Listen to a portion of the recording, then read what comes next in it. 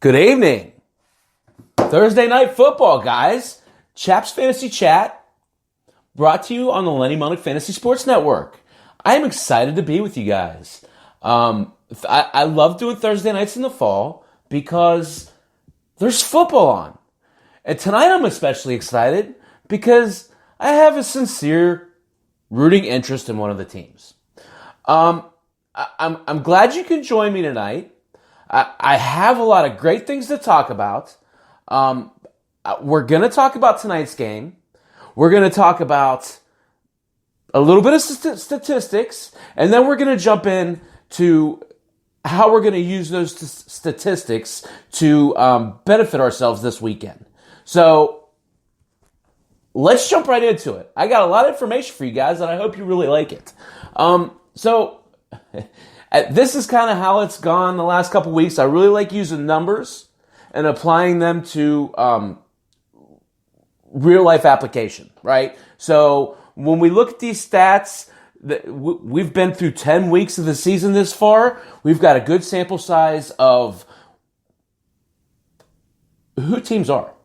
Who teams are both offensively, defensively, what their trends are, what their abilities are, right? And I don't think as a general statement that the fantasy world does a great job of using data in baseball.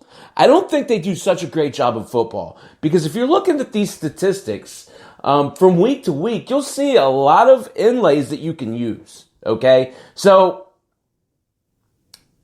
that said, let's talk first about what's at hand. Right? There's a game tonight. What if I told you guys, first off, can you hear me, guys? Andrea, Lenny, Kevin, thank you, by the way, for joining in. I appreciate having you here. What if I told you guys there's a team on this weekend's slate getting 3 points that has won more than 80% of the games against their division opponent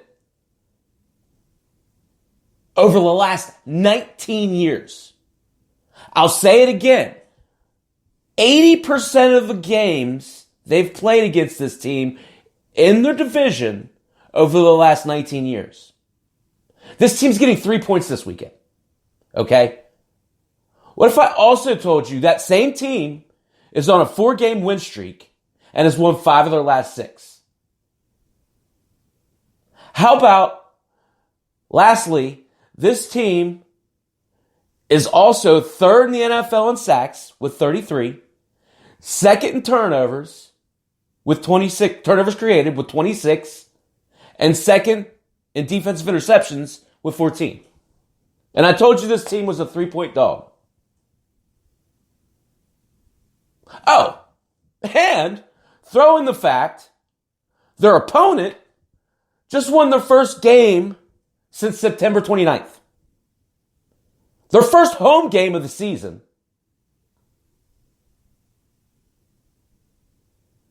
What would you say to that? Would you go out and put your next paycheck on this team? All right, guys, that's why I'm calling this segment Free Money Thursday. In case you haven't noticed, the Pittsburgh Steelers are a 3-point underdog tonight. The over-under is 40, which is pretty reasonable. But for me, I just can't fathom that the Steelers are getting points. So to drill it down just a little bit further, since 2000, the Steelers are 32-5-1 against the Browns. Since 2010, they're 15-2-1. And they're 7-0-1 since 2015. Those are some pretty dominating numbers, guys. I think it's like 86%. I don't have it written down, but 32-5-1 over the last 19 years. The Browns haven't won since 2015. They did play to a 21-21 tie last year, so maybe Vegas is banking on that, but I don't know. You know? I just don't see this working out in Cleveland's favor. So, Cleveland's defense is allowing 145.8 yards per game to the running back position. In comes James Conner, who has had a heavy workload. In fact, over his last 3 healthy games, he returns tonight after a 3-week layoff. Over his past 3 healthy games, he had 43 attempts and 11 targets. Expect more of the same tonight out of James Conner as they look to try and infuse their offense. People don't realize how tough this young man is. People don't realize how good of a running back James Conner is. James Conner is your play of the night on Thursday night. He should easily, hey Lenny, how you doing? Thanks for joining me. He should easily eclipse 100 yards, and he possibly could get 2 touchdowns tonight. Okay? He was trending in the right direction before he strained his AC joint, which is a shoulder muscle. They've kept him out as a precaution, as this is a division game, and this is directly in the line of sight to get the Steelers into the playoffs. James Conner will be used heavily tonight. Oh, here's another thing. Conner's catch rate leads the NFL at 93.1%. No other player in the NFL has a better catch rate than James Conner. Okay? Now, let's talk some about the Steeler defense. The Steeler defense is their best offense. Okay? In all honesty, Mason Rudolph's been ineffective. Jalen Samuels is basically only effective catching them. This team has warts. Samuels catches the ball, but he can't seem to run at all. That said, this defense has stepped up big time. Big time. They've pressured the quarterback on 40% of QB dropbacks over the last 4 games. Minkah Fitzpatrick has been worth every penny of that first-round pick. He leads the Steelers with 5 interceptions. He has 2 total defensive touchdowns, one INT and 1 fumble recovery, which means that he has scored more points on the year than Jalen Samuels and James Washington. And he only trails Vance McDonald and Juju Smith-Schuster by 1 touchdown on the season. He's been a difference maker. Since Fitzpatrick has joined the team, they've given up 9 TDs and forced 13 INTs. Guys, this might be the defensive player of the year. Okay? So we've talked about Conner. We've talked about Minkah. Let's talk about the coaches. Last year, you guys remember Hugh Jackson? George, welcome. He was really flipping bad. And the people in Cleveland kind of had to put up with him. And in comes Freddie Kitchens halfway through the season. And lo and behold, the Browns responded. Now, did the Browns respond out of the fact that Hugh Jackson was just so flippin' bad?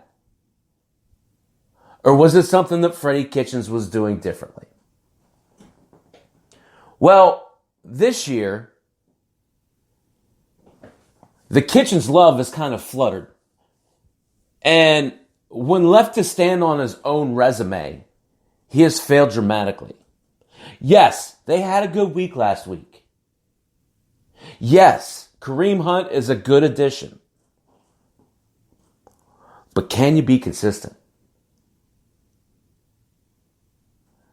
On the other end, did you know, guys, George, Lenny, who is the winningest coach percentage-wise in Steelers franchise history?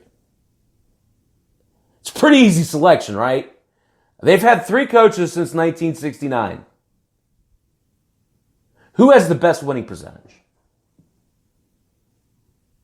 I'll pause and come back to that. I want some guesses, though. Andrea. Let's talk a little bit about the Browns. They've got some positives, for sure.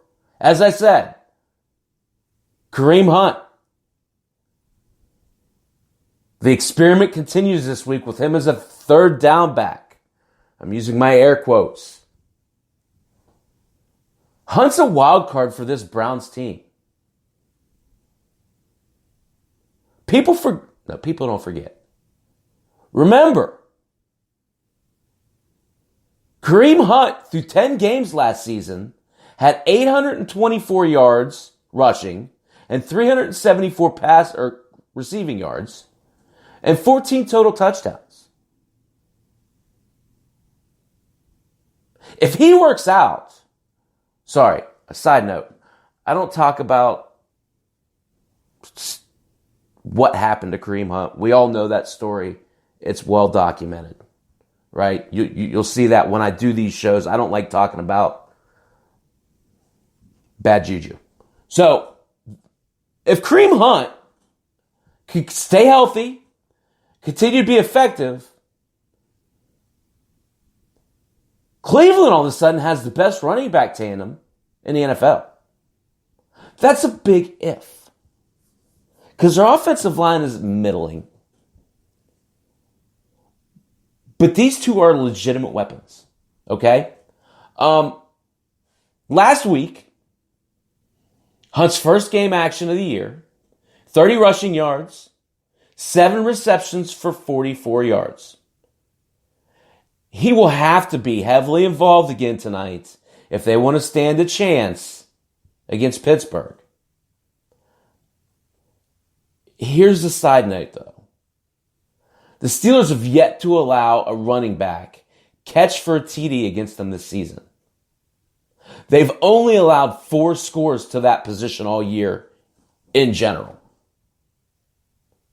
It's going to be an uphill battle against the Steelers defense. Guys, no guesses. Highest winning percentage among Steeler coaches. So watch out for Kareem Hunt. Jarvis Landry is turning into the grease that cogs the wheel. Thank you, Kevin. What win percentage? And can you give me the other twos in order? The other two.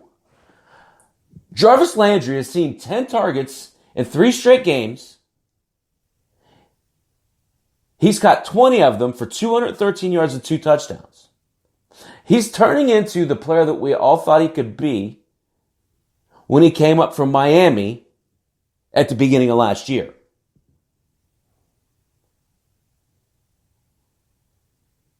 It's interesting because Odell Beckham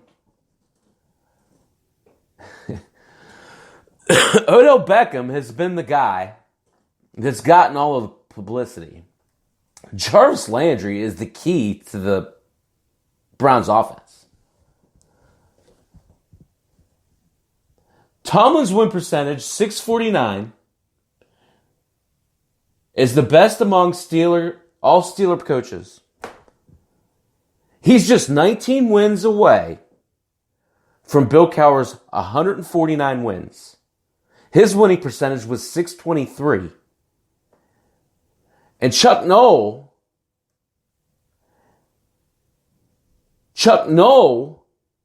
4-time Super Bowl winner, had a 566 winning percentage. That's it, guys. For the last 50 years, 3 coaches. So, stability is a big thing in Pittsburgh. So we're comparing coaches. Freddie Kitchens versus Mike Tomlin. It's a no-brainer. Mike Tomlin's done one of the best coaching jobs he's done this year. They got in essence, a rookie quarterback, a first-time starting quarterback. They've got 2 second-year receivers and a rookie receiver playing predominantly. They've got a third-year running back who's, in essence, the leader of the team, who's been hurt. This is Bill Cowher. This is Mike Tomlin's best coaching job of his career. There's not much to work with. They're not that good on offense. But again, Tomlin tonight is a big shot. Connor tonight, I'm trying to read my notes. Connor tonight is a big shot in the arm for the offense. Okay? Again, back to Cleveland and Freddie Kitchens. Was it really just a manifestation of how bad Hugh Jackson was last year? I think it was. You have a losing culture in Cleveland. I'm not trying to drag him, throw him under the bus. It just is what it is, right? Freddie Kitchens, when asked to stand on his own, isn't generally going to work out. I understand there's a ton of talent there. But Cleveland has been such a suckhole for so long. You can't bring character guys like Kareem Hunt and Odell Beckham in and try and infuse them into a young team with a losing culture. How could that fail, right? That's sarcasm. How could that succeed, right? Now, throw in one more layer here.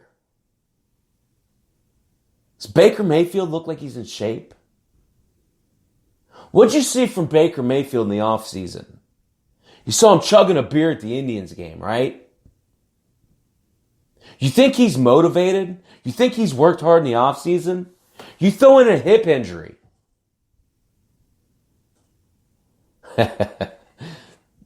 I've heard that before, George. They are, if they ever do a biography on Mike Tomlin, I think Omar Epps would definitely have to be in the running for the part, right? This is an interesting game tonight. I'm not taking lightly that the Browns have a lot of talent. What I'm saying, my whole point of all of this is I think Vegas is really overlooking the forest for the trees, right? You look at history. You look at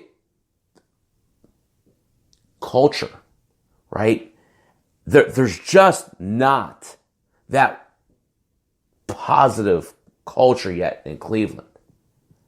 And I really think it's going to take a coaching change for Cleveland to get it. And I think they're kind of stubborn. So, again, Tomlin's doing a great job. His defense is probably the best he's had. James Conner is a stud. This team's a 3-point underdog. You want to make some money tonight? Shit, yeah, who doesn't? Right? I can tell you right now, Steelers win this ballgame. They sure as shit cover 3 points. All right. This first segment, as a Steeler fan, has been brought to you by Permani Brothers and Pepperoni Rolls. If you don't know about those two things, you're not from Western Pennsylvania or Northern West Virginia. You're listening to Chaps Fantasy Chat. I'll tell you, I'm going to be honest with you guys. I'm already starting to look forward to talking baseball. I want to tell you guys, I'm looking for right after Christmas to start talking baseball again. I see, George, you're on there talking about Will Smith I really look forward to getting back into it. But this is fun too, right? This is a different kind of fun. So let's talk about statistics. Let's talk about how we can use them to our benefit. And let's talk about how we go about doing it. Okay? We did this last week. We've done this in the last couple weeks. And I think it's important to understand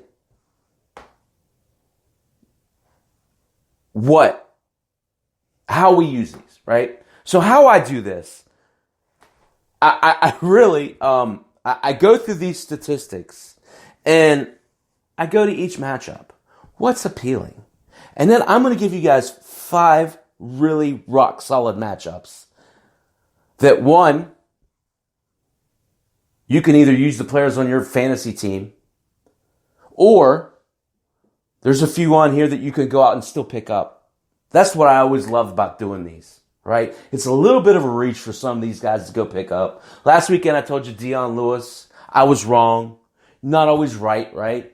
But I really do think that some of these guys can help you win this week if you're in a year long. If you're in DFS, that's really what we're talking about here. We're talking about setting a core lineup, right?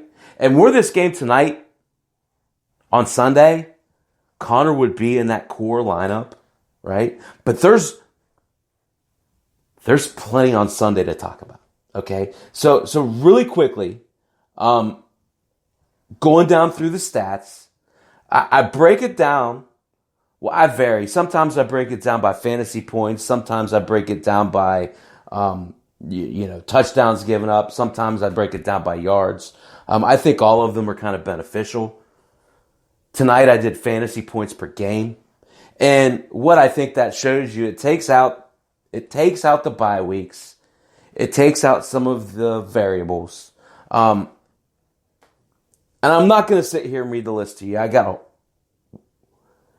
George, that's a great move. I highly suggest buying James Conner.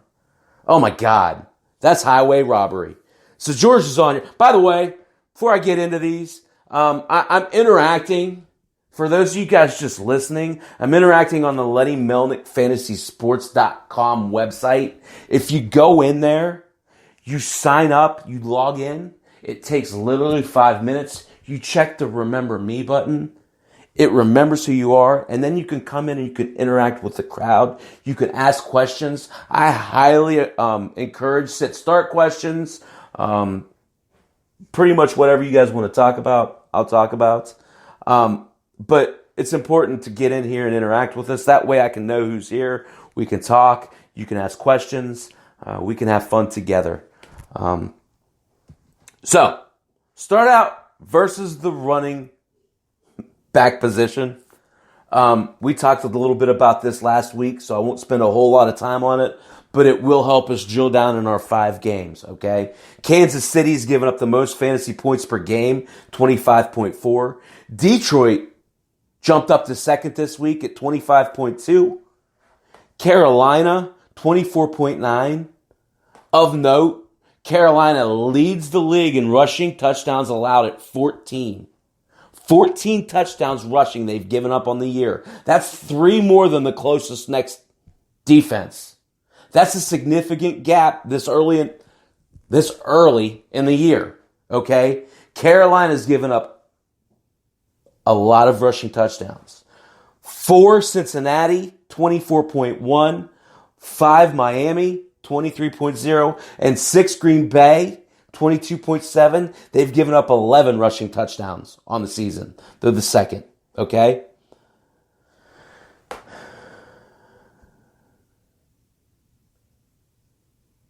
I don't like TJ or Ty Johnson. J.D. McKissick's getting more looks in Detroit, Andrea. If he's there, I'd anticipate he's not, but he might be there. I like J.D. McKissick over Ty Johnson.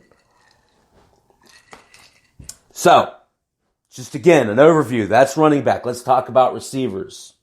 Okay? First, the receiver position. And we'll talk about some of these guys. Tampa Bay leads the NFL, is the worst team in the NFL at 32.5 fantasy points per game versus the wide receiver position. Number 2, the Jets are 4 points lower at 28.5. That's a significant margin. So you go out and you check mark and you look at C. Who's Tampa Bay playing? 4 points per game to the position worse than the next opponent is significant. You want to target Tampa Bay, right? The Jets are second at 28.5. The Raiders are third at 27.5.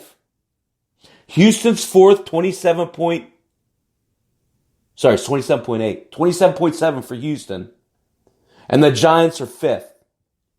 Fourth. I can't count. Fifth at 27.5. I want to talk about the Eagles too. 27.4, they're next. Okay?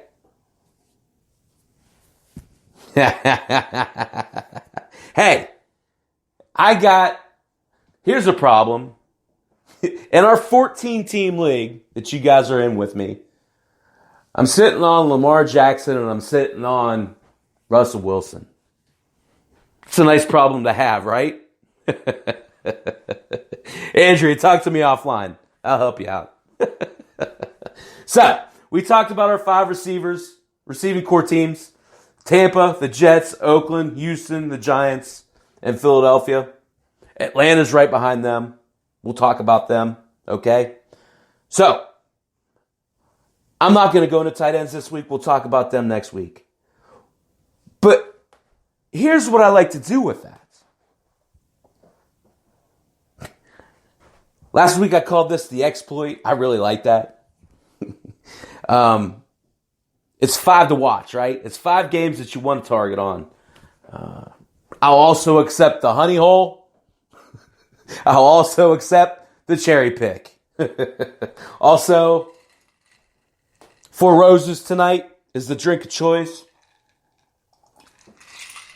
Cheers to all. 5 games. It's really hard when you're looking at this schedule. There's some really good games. I left some good games off the list. But these are important because these are important on the fact that the statistics that I just laid out directly mesh with what we want to do. Okay, I'll tell you, Andrea, I'm not planning on talking about those guys, but I'll give you some inputs. Before we get into this, I really like. Let me go to the schedule. I really like the Colts and what they're doing. They've had a rough couple weeks. From everything I'm hearing, Jacoby will play this week. I like him in general. That is a division game. It is in Indianapolis. I look for that to be a higher scoring game. I think Brissett versus who, I guess, is the question. Dorsett, I think, is a little bit of a reach. That said, why not? I mean, he's been hit and miss this year. I think if you're looking for just trying to hit, if you're not worried about getting the donut hole or close to, I think you can go with Philip Dorsett. But I think there's probably better, safer options. Dorsett's someone that I would recommend for someone who could absorb a low score. Let's put it that way.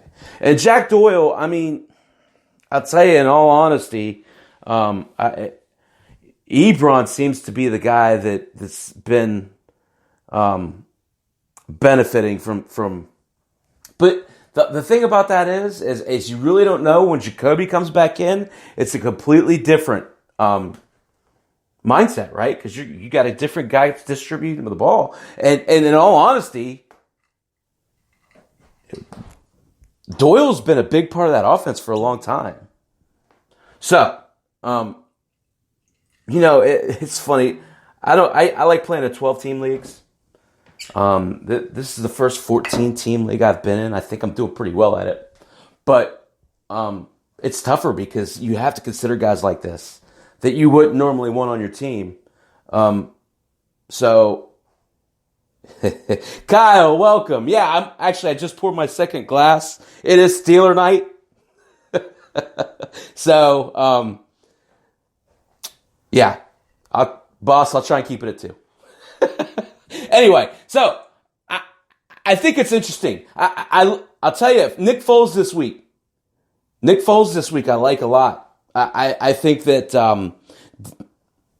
that's a higher scoring game. So that's why I'm kind of interested in Brissett and in Doyle if he's healthy, right? So let's talk about our 5 target games. Let's talk about our honey hole. Let's talk about our cherry pick. Game 1. God, I love this. It's fun. New Orleans and Tampa Bay. We talked about Tampa Bay in the charts. As I try and get back to it. We talked about them being significantly worse, fantasy point-wise. 4 points a game worse than the second worst team. 32.5 points a game, right? So, there's a couple good nuggets to take away from this. The first one is, man, this screams Michael Thomas, right? The Saints are 5.5 point favorite. They're coming off a tough loss to Atlanta last week where they were really expected to dominate that game, and they fell flat on their face. Which is kind of concerning, right? It's concerning in that, is that what we're going to see out of New Orleans the rest of the year? I read an article today talking about benching Drew Brees and bringing Teddy Bridgewater back in. I mean, if you'd have told me that at the beginning of the year, I told you you're crazy.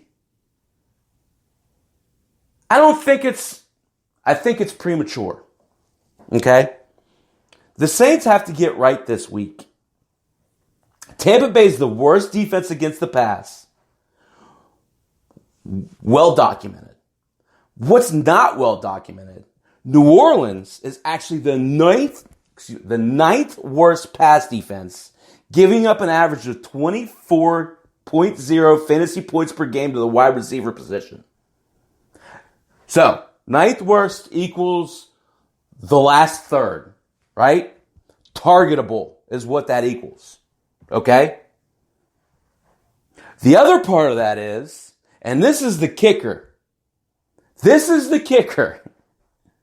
Marshawn Lattimore's not going to play. That's the number 1 corner for the Saints. This is a significant development, and people aren't talking about that. This is huge. Here's the other part of this. This is a division game. We have stats on this. We have data. These guys played each other already this season.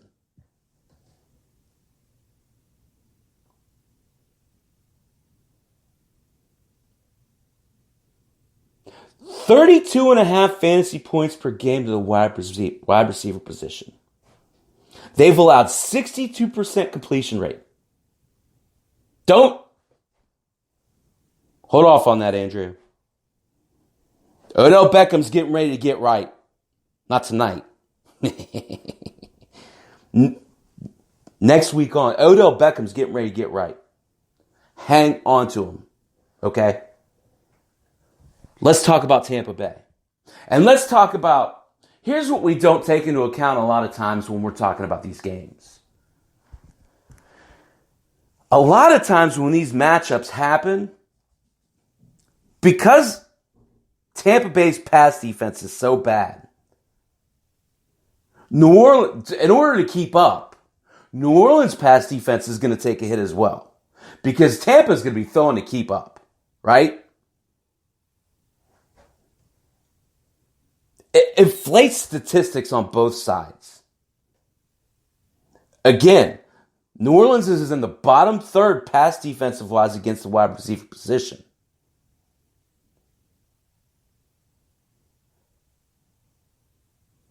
We're talking about 3 of the best receivers in the game playing in the same game this week. Evans, Godwin, and Thomas. I'll illustrate a bit. Thomas is first in receptions at 86 in the NFL. He's first in yards at 1,027. Evans has had to share a little bit with Godwin. Godwin is sixth in receptions at 60, and he's fourth in receiving yards at 840. Evans is ninth with 54 receptions, and second with 924 receiving yards.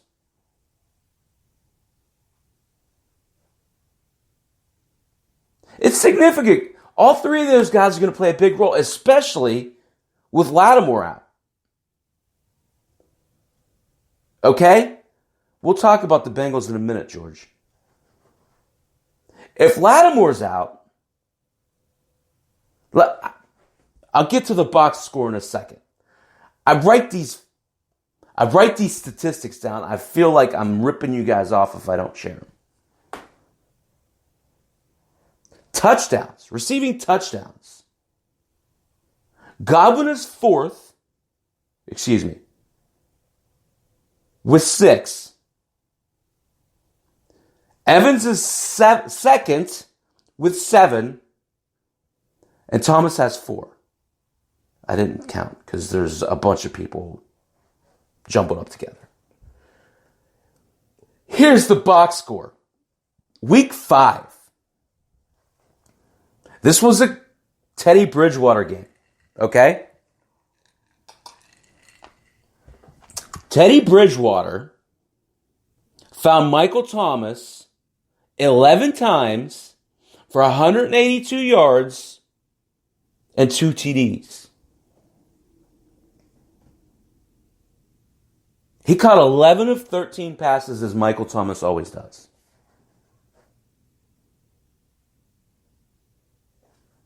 Who was second receiving that day? 11 receptions out of Thomas. Who's New Orleans' number 2 wide receiver?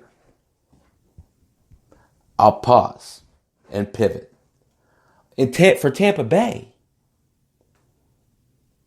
Godwin was the player of the day. He had 7 receptions for 125 yards and 2 touchdowns. He caught 7 of 9 passes.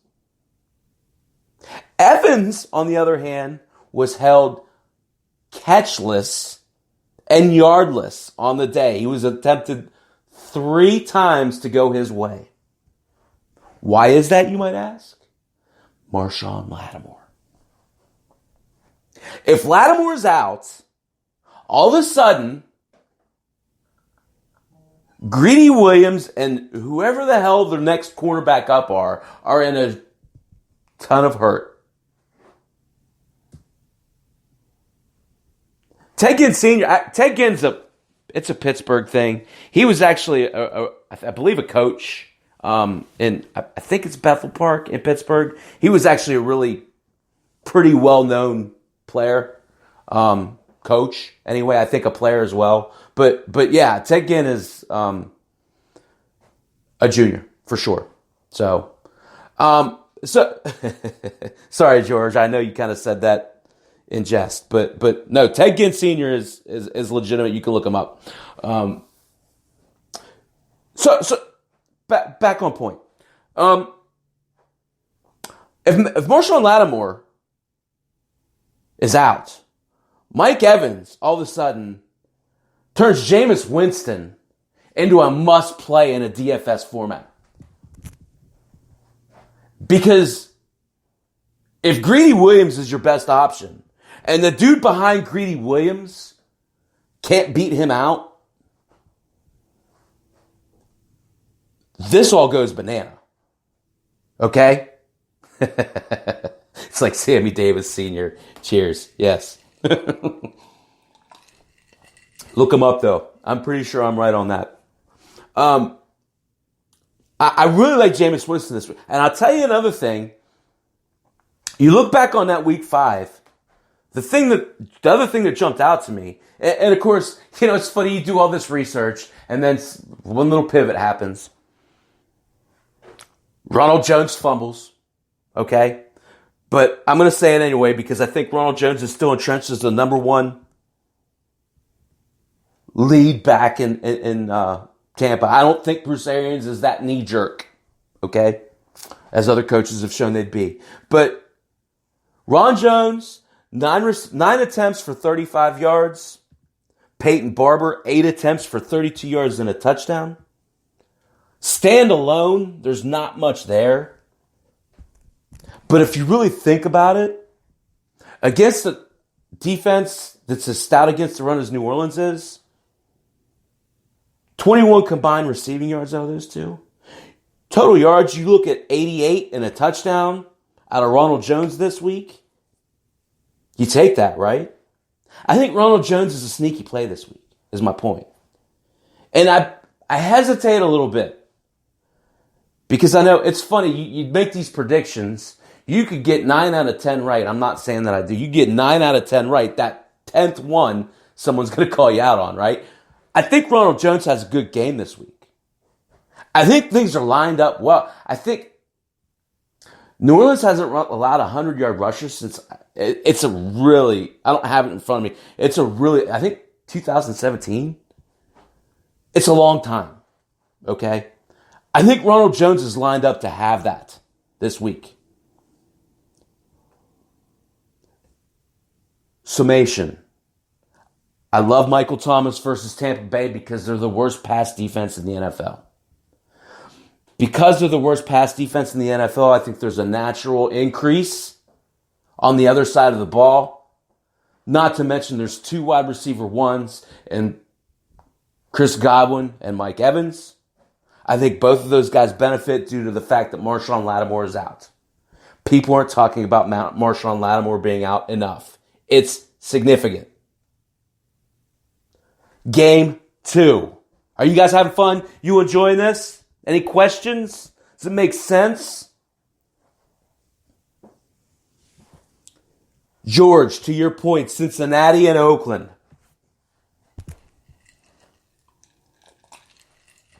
Cincinnati, 4th worst rush offense. 24.1 fantasy points per game. Given up to the running back position. Guys, I talked about them last weekend versus the Ravens. It all was lined up. Here's what I didn't take into account. The Baltimore defense was going to score some points, okay? They still had a really good rushing game. They only allowed 136 yards and 2 rushing touchdowns. I told you guys about division rivals, right? I think you saw that a little bit, even though the score was still large. They ran a lot of their backups in the second half because they didn't have to play their starters. In comes Josh Jacobs. Josh Jacobs, because he's out in Oakland, has really been an unsung hero in the Raider offense. He's averaged 21.2 carries over his last 4 games, which includes a 28 and a 26 carry game. He's scored 5 times over those last 4 games. Look for the Raiders to lean on Jacobs this weekend in Oakland against a winless Bengal team. Starting a rookie quarterback. Jones has been about as consistent as a rookie running back can be. He's scored in double digits all but 2 weeks this season, and he's been over 15 points 4 times, including 3 of his last 4 games. He's trending in the right direction, and he quite possibly could have a career high this week. That career high, that bar, if you will, 124 rushing yards, 2 TDs, and about 30 yards receiving. Okay? I'd say that's a quite attainable goal. Wouldn't you guys think that? What do you guys think? You like this? This makes sense? I love Josh Jacobs this week. I love the Oakland Raiders this week. I've heard, and I laughed at it when I heard.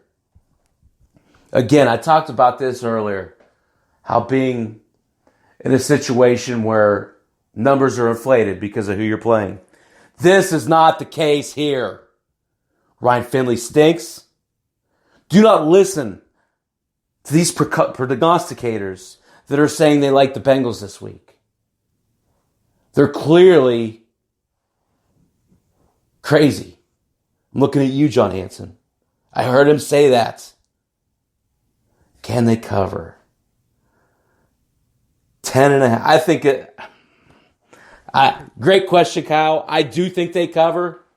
If it's funny. I was out cutting grass this weekend, listening to the Ravens and the Bengals. If you get the Bengals down, they quit. That's the thing.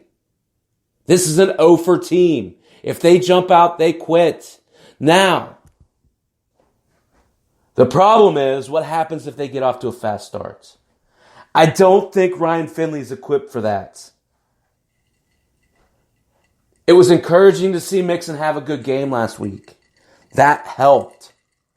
But it was really out of the fact that Baltimore jumped up so damn fast that they kind of relaxed on defense. Finley is not a good quarterback. You can target against him. I think the Raiders cover. 10.5 is the spread.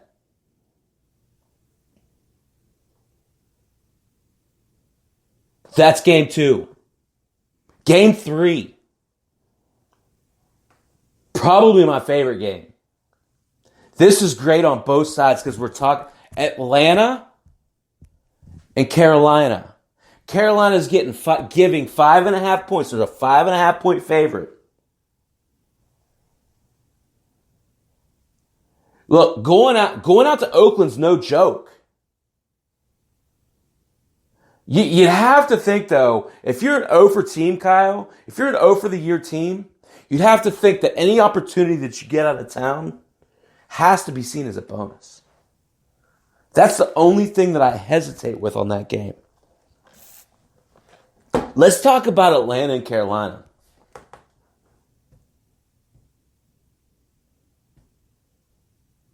Of course, I didn't write this part down, so give me a second. Atlanta is the 7th worst pass defense, giving up 26.8 fantasy points per game to the wide receiver position. Okay? That number's actually gone down as they had a good week last week against New Orleans. But here's the thing that most people probably wouldn't be able to tell you. Right, Ryan did look strong. How about Carolina's run defense? Carolina's run defense, 6th worst in the NFL. They're giving up 3rd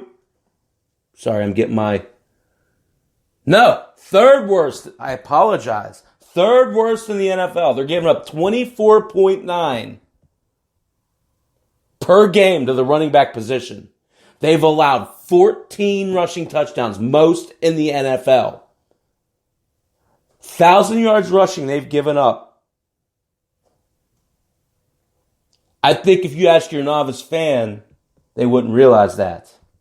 This is a great matchup on both sides. Brian Hill is a hot name this week, and rightfully so. I'm not a big fan of Hill the rest of the year, but I think this week, if you're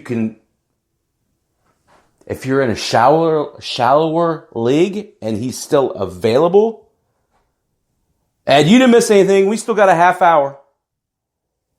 You're fine. You can go out and pick up Brian Hill and play him. He has a big game this week. Again, Carolina's given up 111 rushing yards a game. That's significant. Okay? And we got 3 more games to talk about, so hang out. Have fun. Ask your questions.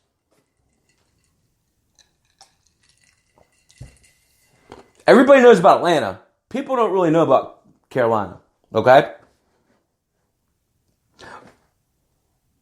Look, I'm a big advocate in saying Devonta Freeman tapped out last week. He's been ineffective all year. If Brian Hill does anything, he's going to earn playing time. This is a huge pickup, guys. If you were lucky enough to get Hill, he could be a significant player down the stretch. Okay? He had 71 yards last week and a touchdown. 20 carries. I think that's the floor this week against, again, a weak Carolina defense. The fun part about this game is on the other side of the ball. So again, this is one of those games where we talk about inflated stats on both sides. Atlanta's defense is poor. I think Curtis Samuel's a legitimate threat. I think Greg Olsen's a legitimate threat. But I think also we need to take notice that Julio Jones and Calvin Ridley are both really good players. I think Austin Hooper's injury actually... Yeah, we'll talk about that in a second, Kyle. Don't let me get past CMC. I think Calvin Ridley benefits the most from the Austin Hooper injury. Guys, this was a guy that I talked about in the beginning of the year. He had, I think, the third highest catch percentage in the NFL last year among receivers going into this year. I think Dirk Cutter has kind of forgotten about him because of Austin Hooper. You think about it, with Freeman out and with Hooper out, all of a sudden Ridley becomes viable again. That's one of my sleeper picks. If you can go out and make a move for Calvin Ridley, I think now's the time to do it. Okay?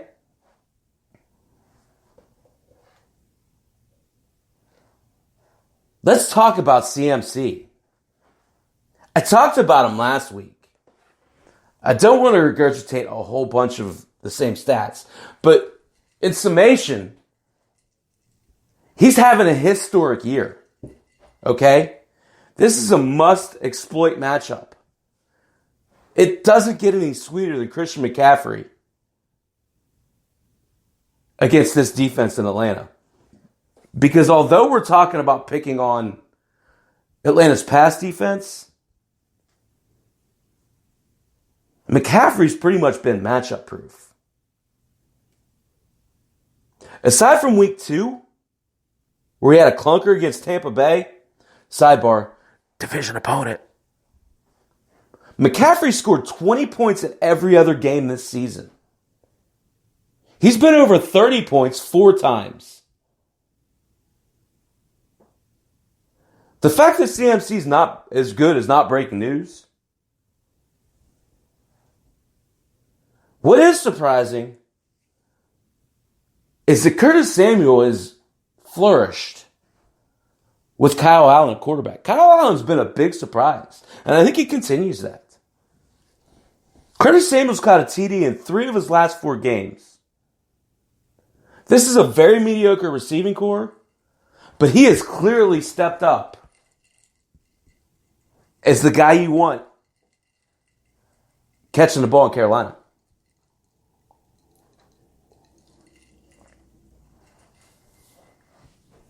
What do you guys think? Game 4.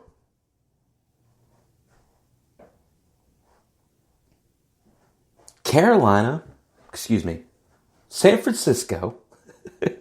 San Francisco and Arizona. Here's the thing. Again, division opponents, right? It's funny, these guys played each other just a couple weeks ago. But here's what you have to understand, okay? I told you guys that I gave you some players that are probably available on your waiver wire. Ross Dwelly. There he is. Go pick him up. I didn't talk about tight ends. I don't think they're that significant. But in this case, I think it bears mentioning. Arizona is the worst pass defense against the tight end position. They're allowing 14.3 points per game to that position alone. Think about that for a second. Break 14.3 points down.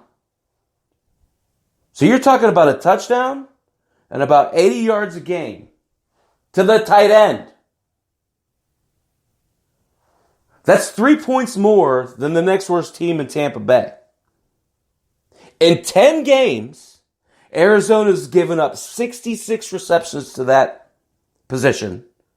They've yielded 832 yards to that position. That's 137 yards more than the next closest. And they've given up 10 touchdowns to tight ends.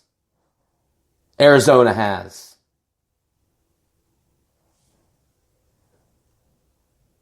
So you think George Kittle, right? He's out. Ross Dwelly is available in most leagues. He is my guarantee to score a touchdown this week. I guarantee it. Again, this is a division game. These two guys played each other just 2 weeks ago. Garoppolo had it going on that night, threw for 4 touchdowns and 317 yards. Listen to this, guys, and tell me what this sounds like. He had Dante Pettis. He had Kendrick Bourne. Who? Right? Emmanuel Sanders, out. George Kittle, out. It's a concern, right? It's a big concern. This is 2 weeks ago, guys. I watched it. It was on either Thursday or Monday night. San Fran gave up big numbers to Kyler Murray.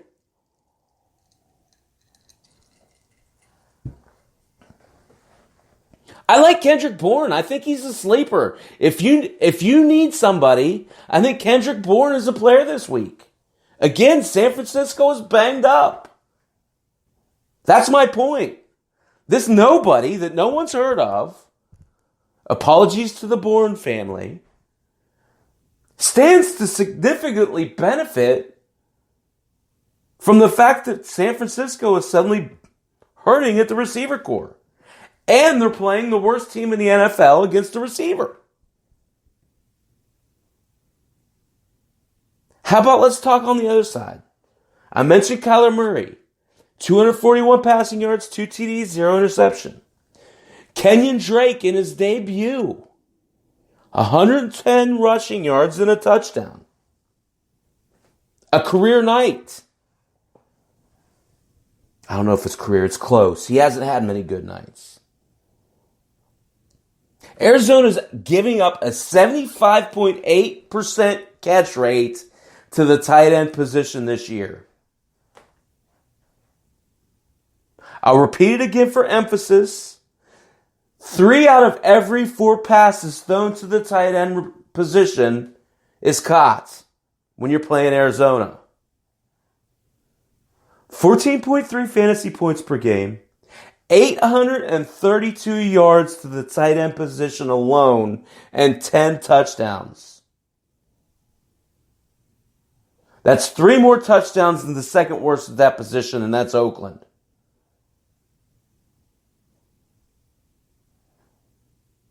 Dwelly had 3 for 24 last week, and over the last 2 was 7 for 53. Okay?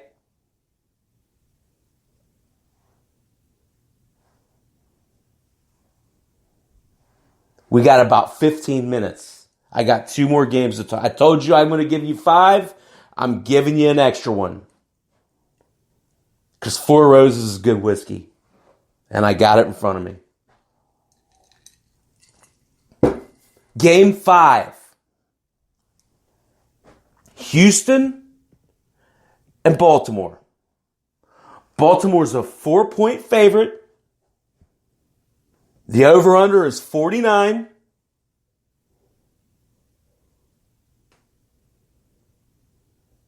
Houston is allowing 27.7 points per game, fantasy-wise, to the wide receiver position.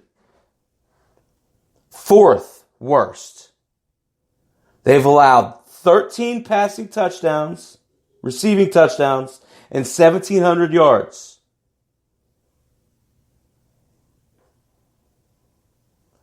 It's significant. It's not like Baltimore has a whole lot of receiving options. But I think, again, talk about low-owned players. This sets up perfectly for Hollywood Brown. But I think it's important to talk about the star-studded lineups on both ends here, right? So this is a playoff game. Both of these teams should be in the playoffs, okay? Deshaun Watson is having a career year. He's finished as a top 5 quarterback, fantasy-wise, in 5 of his 9 games this year. And he's never, on the year, gone 2 games in a row. Bullshit, he's not, George. We'll get to that in a minute. He's never gone 2 games in a row where he's finished outside of the top 5 this season. Okay? It's important to notice Deshaun Watson is an elite quarterback. He's definitely in the top 3 quarterbacks this year. It's he, Mahomes, top 4. He, Mahomes, Wilson, and Jackson. Those guys are in rare air, okay?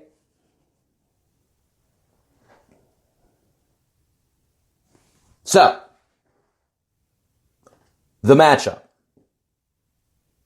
Baltimore gets Marcus Peters. Since then, they've allowed Russell Wilson just 14.3 fantasy points, Tom Brady 13.4 fantasy points, and Ryan Finley 10.9 fantasy points. They've only allowed one quarterback to throw for multiple touchdowns, and that's Mahomes way back in week 3. This is a strength-on-strength matchup.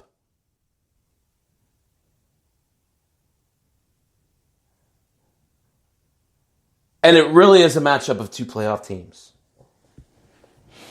On the flip side, Lamar Jackson has finished as a top 6 quarterback in 7 of his 9 games, including each and every one of the last 4 games he's played. He's totaled 61 yards on the ground in 7 of his last 8 games, including his last 6. Yeah, me too, George. Says he's 0-3 without Mahomes and 7-0 with him. He's the difference maker, for sure. So, Lamar Jackson, on the season, with his legs, has 702 rushing yards and 6 touchdowns. That amounts to 108 fantasy points, which would be good for 7th best among fantasy running backs. Better than Mark Ingram. They're bell cow. Okay? The Texans, pivoting, are the 8th worst team in the league against the pass. And a lot of that is before they lost J.J. Watt. Sorry. J.J. Watt. The second best Watt brother.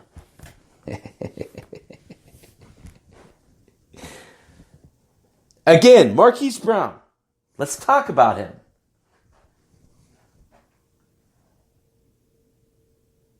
He has a 25% target share. That means 1 out of every 4 passes that go up in the Ravens offense, I almost said the Browns. In the Ravens offense, they are the Browns. You youngsters, we don't have any of those in here right now. But I know they're listening out there on the Ethernet. The Ravens are the Browns. 21 out of every 4 passes that Lamar Jackson throws goes to Marquise Brown. He's averaging just 7.1 targets per game.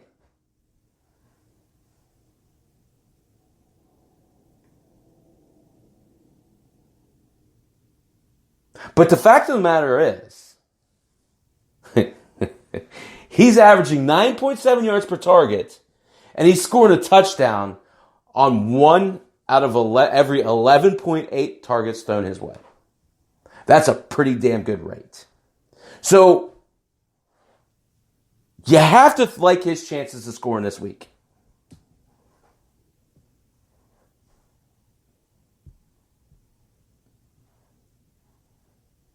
Sorry, I'm trying to read.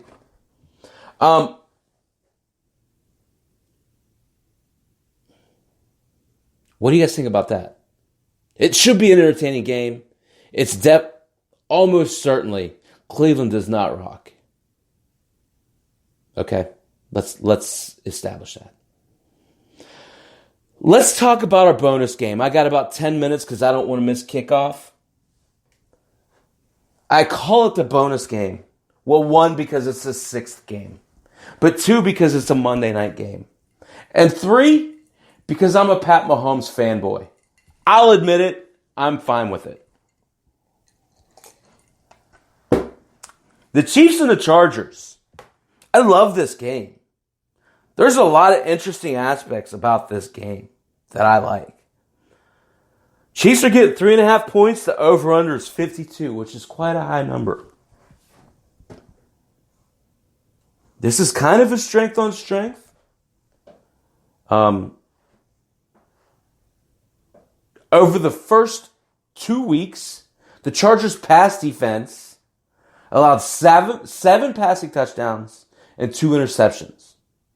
Since then, so weeks 3 through 10, they've given up 7 touchdowns and intercepted 5 passes. So they've gotten a lot better since early on in the year.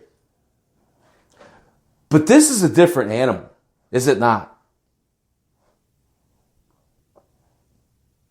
The Chiefs, like George said earlier, with Mahomes, are just a different kind of offense. Tyreek Hill has come into his own this year. He's totaled at least 74 yards in every game that he's played the full game.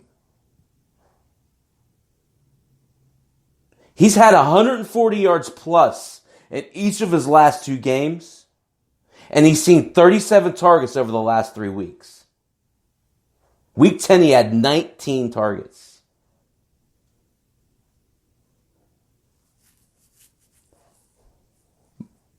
Mahomes changes those kind of targets.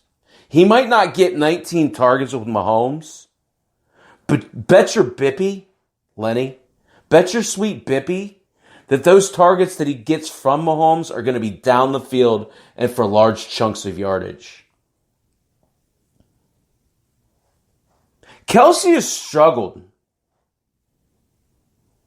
at the Chargers, LA, San Diego, wherever you want to call it. But he's been fairly successful in KC. This game's in LA. When Mahomes in the lineup, though, Kelsey has totaled 70 yards every game but 1. But his last 3 games against the Chargers, he's netted 3 catches for 15 yards combined. He's played 10 career games against the Chargers, and he's not scored 1 touchdown. Steer clear of Travis Kelce this week, guys. Obviously, you have him in a year-long league. You have to play him. This is for DFS purposes. Now, if you got Kelce and a guy like Darren Waller, that changes things. It just depends on your options. In 2 games, without former offensive coordinator Ken Whisenhunt, Melvin Gordon has gotten 46 touches.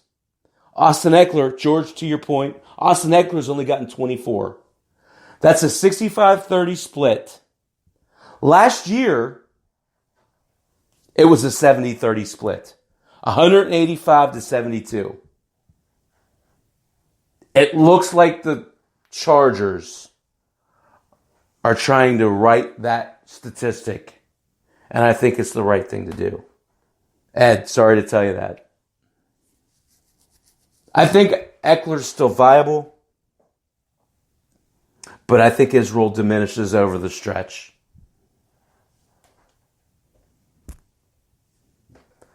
Guys, you're listening to Chapp's Fantasy Chat. This hour goes by so fast. I've really enjoyed talking with you guys. I hope you've enjoyed the content. I'm always open to feedback. Next week, I'm going to be on a bye week. We are moving, and we'll be packing up. But I do want to announce on this show in front of my 3 active listeners, I have a big Thanksgiving special that I'm going to be rolling out to you guys on Wednesday night. I'm really looking forward to getting back in the saddle. I will miss you guys next week. But I've enjoyed doing this week. And I hope you guys have gotten some benefit from this. Real quick overview. Cleveland has lost 85.6% of the last 20 years worth of games versus the Steelers. They're a favorite tonight. Take the Steelers. Happily getting 2.5 to 3 points. James Conner is your bell cow for tonight. Look for him to have multiple touchdowns. Atlanta, I love both sides of the ball versus Tampa Bay. I like Evans without Marshawn Lattimore. I like Godwin. And of course, I like Mike Thomas. Sorry, my memory's not that great, so I'm going back through real quick before I sign off with you guys. The next game, we talked about the Bengals and the Raiders. We talked about Josh Jacobs and Cincinnati's 4th worst running defense. We talked about him being a bell cow, possibly scoring multiple touchdowns this week. We talked about the Panthers and the Falcons. We talked about the Falcons' pass defense, and we talked about the Panthers' rush defense. Brian Hill, as well as McCaffrey, Olsen, and Samuel. Yes, sir. We talked about the Niners, how they're in trouble with some injuries at the receiving core. Told you about Ross Dwelly as they pick up and use this week, given that Arizona has given up 10 touchdowns to the tight end position and George Kittle is not playing. We talked about Houston and Baltimore. We talked about Hollywood Brown as a must-play against the Texan pass defense. Deshaun Watson and Lamar Jackson being elite fantasy options. And then lastly, we talked about Kansas City. One thing I do want to circle back on just to close up shop. Melvin Gordon is a must-play this week. Kansas City's rush offense or defense is terrible. Play Melvin Gordon with confidence this week. Again, Chaps Fantasy Chat, Thursday nights. Join me again a week from Wednesday as I give you a Thanksgiving special. I am off next week. I love you all. Thank you all for support. Andrea, George, Kyle, Lenny, Ed, Kevin, anyone else who's listening offline. I enjoy doing this. I hope you enjoy the content. Go Steelers indeed. Kyle, I'm definitely going to have one more, so we'll see how it goes. I'll definitely be there tomorrow, though. I got some work shit to take care of. So thanks all for the support. Chaps Fantasy Chat on the Lenny Melnick Fantasy Sports Network. Thursdays normally, Tuesdays during baseball. Take care. Good night. God bless.